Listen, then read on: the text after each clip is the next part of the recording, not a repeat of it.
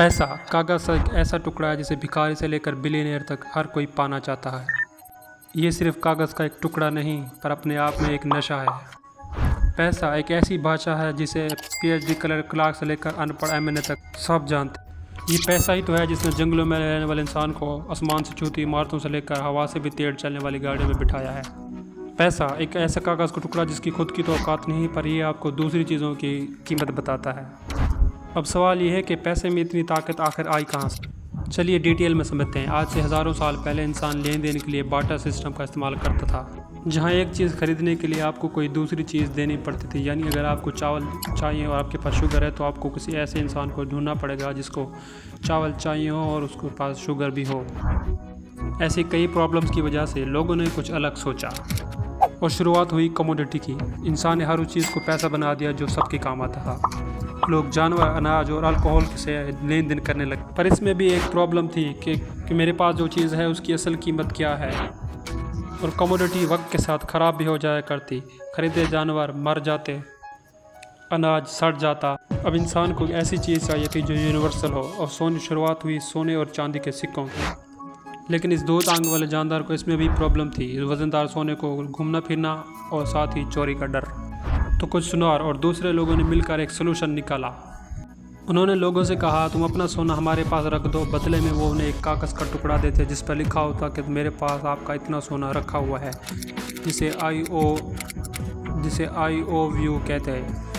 IOU मतलब कि मैं तुम्हारा कर्जदार हूँ, जिसे दिखाकर लोग कभी भी अपना सोना वापस ले जा सकते। सबको यह आइडिया बहुत ही अच्छा लगा। लोगों ने अपना सोना उनके पास रखना शुरू कर दिया। पर कुछ टाइम बाद उन सुनार लोगों को ये रियलाइज़ हुआ कि कोई अपना सोना तो लेने वापस तो आया ही नहीं। और सब उस रसीद के ज़रिए व्यापार करने लगे, क्योंकि सबको यकीन हो गया था कि रसीद है मतलब सोना भी होगा ही। ये सब समझने के बाद उन सोनार लोगों को ये लालच आ गई। अब उनके हाथों से बनी रसीदें ही अब पैसा बन गई थी। इसीलिए उन्होंने फ़र्ज़ी रसीदें बनाना शुरू कर दी। उनके पास तो सोना होता ही नहीं था, लेकिन फिर भी वो ज़्यादा रसीदें बनाते जाते। ऐसे स्टार्ट हुआ दुनिया का सबसे बड़ा लीगल स्कैम जो आज भी चल रहा है। वो सोना संभाल के रखने की वाली दुकान दुनिया की पहली बैंक थी और वह रसीद दुनिया की पहली करेंसी। अगर मैं आपसे पूछूं कि एक बैंक कैसे काम करता है तो आप कहो कि हम जो पैसे बैंक में डिपॉजिट करते हैं उसी से बैंक दूसरों को लोन देता है और उस पर इंटरेस्ट चार्ज करके बैंक प्रॉफिट कमाता है। अब इस एक्सप्लेनेशन के हिसाब से बैंक की ऑपरेशन कुछ इस तरह होगी, जैसे आप कल सुबह 1000 डिपॉजिट करने के लिए बैंक गए और आपने 200-500 के नोट बैंक में डिपॉजिट करा। अब बैंक क्या करेगी, वो अपने रूल के हिसाब से 10% कैश अपने पास रिजर्व रखेगी और 900 रुपये किसी और को लोन पे दे देगी। और अगर ये बैंक लोन वाले इंसान को रियली 12% इंटरेस्ट चार्ज करती है और आपको 4% इंटरेस्ट देती है तो बीच वाला 8% हुआ उनका मुनाफा, राइट। इस बेसिक प्रिंसिपल पे दुनिया के सारे कमर्शियल बैंक ऑपरेट करते हैं। लेकिन बैंक्स बस ऐसे ही पैसे नहीं कमाते, इसके पीछे एक बहुत बड़ी गेम छुपी है जो मैक्सिमम लोगों को नहीं पता। और वो गेम ये है कि बैंक्स आपके 1000 रुपये के डिपॉजिट को आराम से 10,000 बना के उससे बिजनेस कर सकती है। और वो कैसे होता है चलो समझते हैं। मानो आप 1000 रुपये बैंक में डिपॉजिट करते हैं। बैंक अपने रूल के हिसाब से 10% रिजर्व रखेगी और बाकी के 900 रुपये किसी को लोन पे दे देगी। पर ध्यान से देखिए यहाँ हुआ क्या।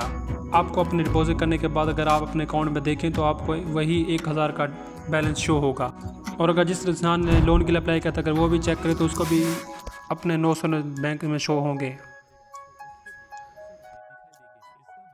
इसका मतलब अब दोनों के हाथ में 1000 और 900 की परचेजिंग पावर है, जबकि एक्चुअली उस बैंक के पास सिर्फ 1000 ही कैश है। मतलब उस बैंक ने अपने कंप्यूटर पे सिर्फ नंबर्स टाइप करके मार्केट में एक्स्ट्रा 900 रुपये की करेंसी क्रिएट कर, जो कि ऑफ कोर्स वर्चुअल है क्योंकि उसे बैंक करने के लिए कोई कैश तो है नहीं। और ये खेल बस यहाँ ख़त्म नहीं होता, बहुत आगे जाता। जैसे जिस इंसान ने 900 रुपये का लोन अप्लाई किया तो उसने ऐसे तो अप्लाई नहीं किया, क्या होगा कि उसे भी ये 900 रुपये कुछ ख़रीदने के लिए चाहिए होंगे। जैसे ही वो पैसा खर्च करेगा ये न पैसा सिंपली उसके अकाउंट से दूसरे के अकाउंट में डिपॉजिट हो जाएगा और बैंक फिर से 900 रुपये का 10 रुपये रिजर्व रख के और बाकी के 810 रुपये किसी को लोन पे दे देगा। और ऐसा करते करते एक बैंक 1000 के डिपॉजिट को 10,000 में कन्वर्ट करके वर्चुअल करेंसी में कन्वर्ट करके बिजनेस करती है। आपको लगता है कि बैंक में आपके पैसे सेव हैं जिसे आप चाहे जब चाहें जाके निकाल सकते हैं, पर ये एकदम सच नहीं है। अगर अगर सिर्फ 20% ही लोग अपना पैसा बैंक से लेने जाएं तो बैंक आपको अपने पैसे वापस कर नहीं पाएगा, क्योंकि उनके पास तो एक्चुअल आपके सारे पैसे होते ही नहीं। फ्रैक्शनल रिजर्व के सिस्टम के तौर पर ये सिस्टम प्रोबेबिलिटी पर चलता है। फॉर एग्जांपल, अगर आप सारी दुनिया के टोटल बैंक्स के टोटल बैलेंस को जमा करें और अगर वो 100 रुपये हैं तो एक्चुअल में सिर्फ 10% ही कैश है और बाकी 90% वर्चुअल डिजिट हैं, जिसे आप अपने फ़ोन या स्क्रीन पर देख सकते हैं। बॉस, पैसों की इस माया जाल को जानबूझ के कॉम्प्लिकेटेड बनाया गया है ताकि एक आम इंसान इसे समझ ना सके और इस सिस्टम में ही फंसा रहे। लोगों को लगता है कि करेंसी और मनी एक ही चीज़ है, लेकिन ऐसा नहीं। करेंसी एक मीडियम ऑफ एक्सचेंज है, जबकि मनी एक वैल्यूएबल एसेट है।